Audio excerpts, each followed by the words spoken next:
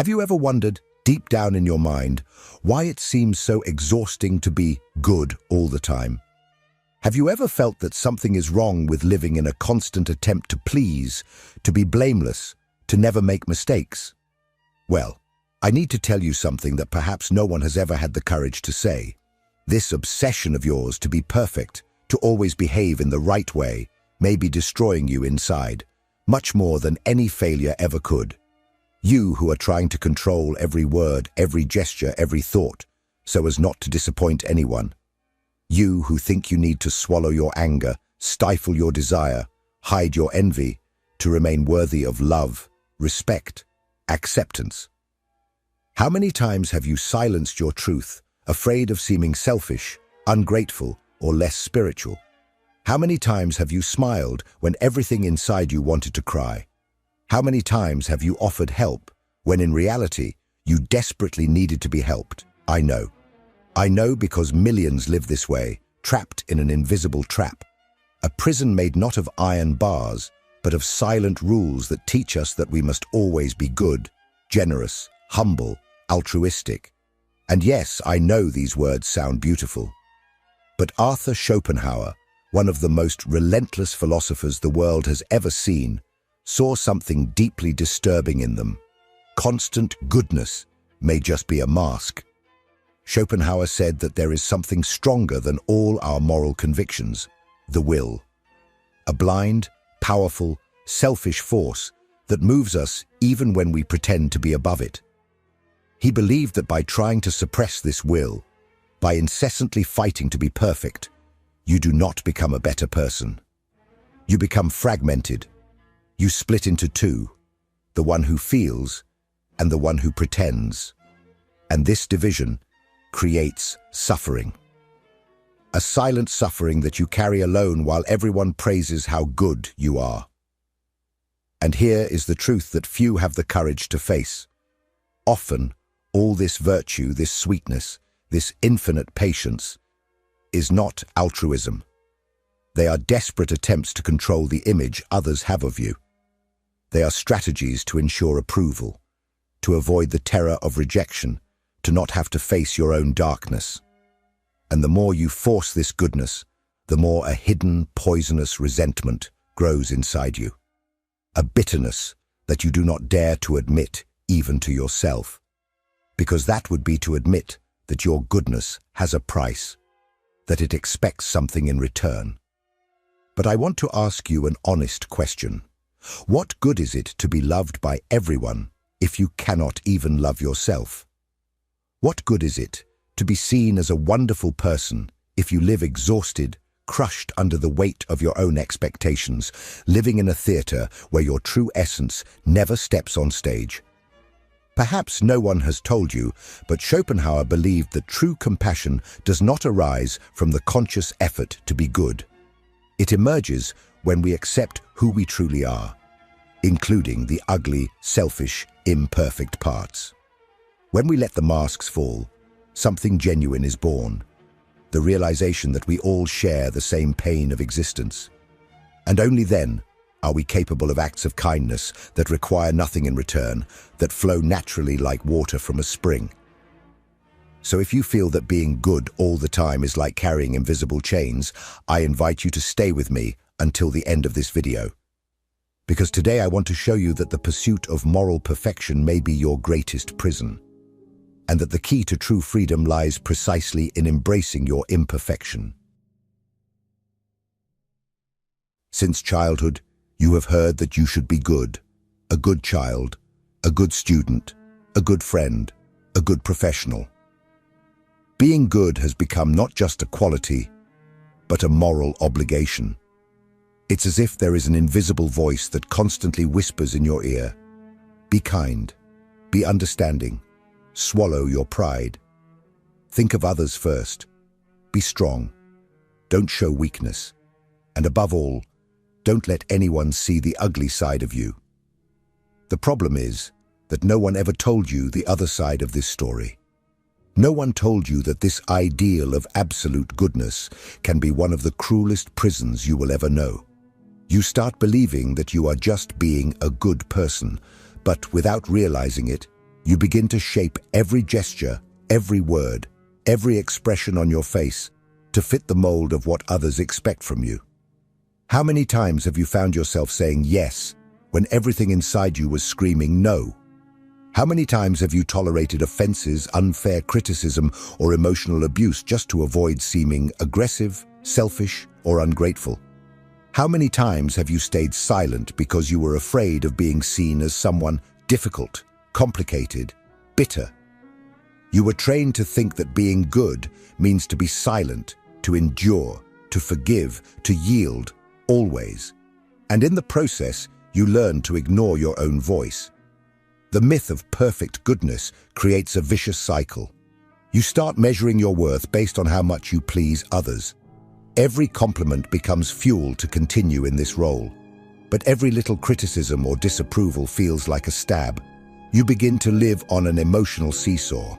If you are approved, you feel worthy. If you are disapproved, you feel worthless. This is not virtue. This is slavery. Arthur Schopenhauer saw all of this with brutal clarity. He believed that human will, this unconscious and incessant force that drives us, is selfish by nature. There is no human being who does not carry within them their own desires, impulses, and interests. Trying to kill this will in the name of absolute moral purity is like trying to extinguish fire with gasoline. The more you repress, the stronger it becomes in the depths of your mind. And that's where the danger lies, because this artificial kindness you cultivate is often not real altruism. It is a survival strategy. It is your way of avoiding rejection. It is your method of keeping people close, of maintaining control over the image they have of you. It is, at its core, a currency of exchange. You give kindness, expecting acceptance. You offer patience, expecting love. You swallow anger, expecting respect. But there is a very high price for all of this, because while you pretend to have no needs, wants, or flaws, something inside you is dying. Your spontaneity, your authenticity, your ability to feel genuine joy are being suffocated by the obligation to appear perfect. You begin to live like an actor trapped in a role you can no longer bear to play. And when the curtain falls and you are alone, you feel an emptiness you cannot explain. I know that all of this is hard to hear, but it is necessary, because if you do not see this prison, you will spend your entire life sacrificing yourself to meet the expectations of people who may not even notice or value your effort. You will continue to smile while bleeding inside, just to maintain the illusion of being the good person everyone expects. But Schopenhauer offers us another lens to look at this story, a lens that reveals something even more disturbing, that all this excessive virtue may in fact be just the visible tip of something much deeper and darker. And that is exactly what we will talk about in the next part. If this content is making sense to you, click the subscribe button and subscribe to the channel. Thank you for your support. Now it is time to look without filters at a truth that almost no one has the courage to face. You are not good all the time. No one is. And that's okay, because according to Arthur Schopenhauer, there is something much deeper and more powerful within us than any ideal of virtue. He called it will. A blind, relentless force that moves us without asking for permission. Schopenhauer believed that this will is the essence of everything that exists, not only in human beings, but in all of nature. It is what makes the lion hunt, the tree grow towards the sun, the sea devour the stones of the coast. It is what makes you desire, want, feel hunger, thirst, lust, ambition. It is this force, raw and indifferent to morality, that is at the center of our existence. And here is the point that destroys any romantic illusion about human goodness. Schopenhauer said that will is, by nature, selfish. It does not care about moral rules, good manners, or purity of character. It only wants to satisfy its own impulses. Even when it seems that we are being altruistic, we are often just seeking deep down some personal benefit, whether it be recognition, gratitude, love, or simply the feeling of being good. Think with me.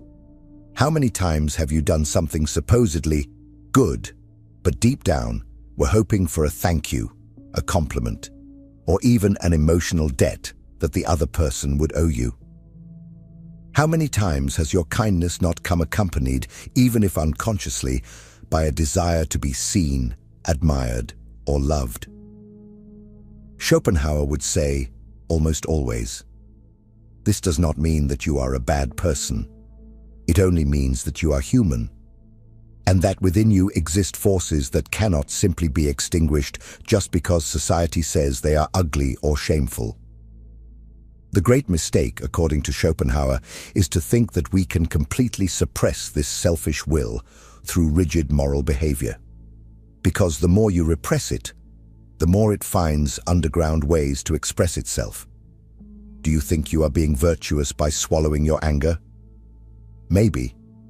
But sometimes you are just planting the seeds of resentment that one day will explode in the form of sarcasm, coldness, passive-aggressive attacks, or even psychosomatic illnesses. This will does not disappear just because you pretend it does not exist. It hides. And it is precisely when it is hidden that it becomes more dangerous, because you start to act automatically without realizing that your choices, your generosity, even your kindness may be contaminated by selfish desires that you refuse to acknowledge. And the result? A life of suffering, contradiction, and emotional wear. You feel good, but you also feel used.